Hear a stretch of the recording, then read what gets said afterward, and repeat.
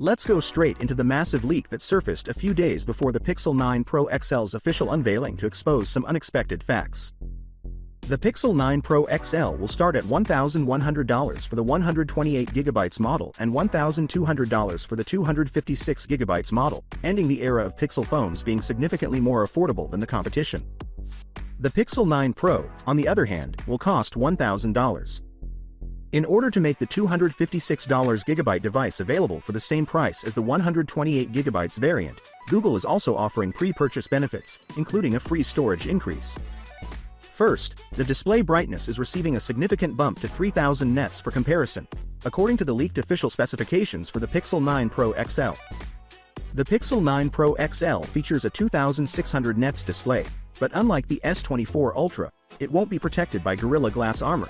Instead, it will utilize Gorilla Glass Victus 2. This may come as a bit of a letdown as Gorilla Glass armor provides far greater scratch resistance and reflection reduction.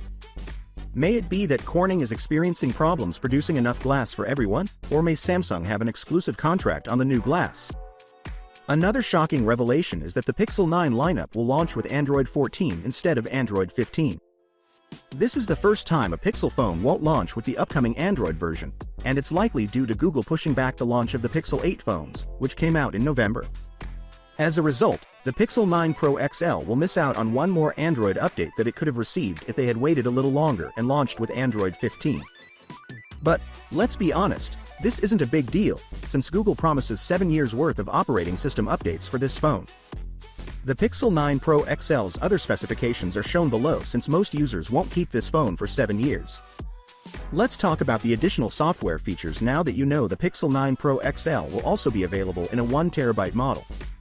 Easily change any aspect of a picture by typing in a prompt, such as replacing the backdrop with a stunning sunset scene while maintaining the original composition, or transforming street into raging waters. This is one of the best features of the program. Finally, what are your thoughts about it? So without being said, let me know your thought in the comment below, and if you are new here, please subscribe. Peace out.